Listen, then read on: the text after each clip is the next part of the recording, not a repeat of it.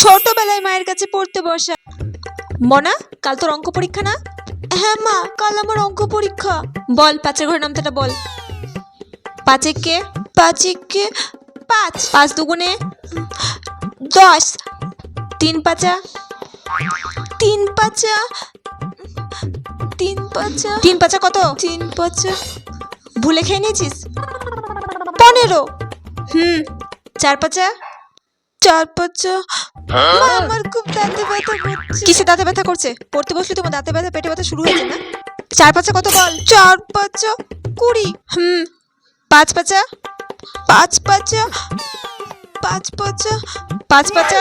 বলছি মা, তুমি আমাকে মারবা না প্লিজ। বলছি পাঁচ পাঁচা 20।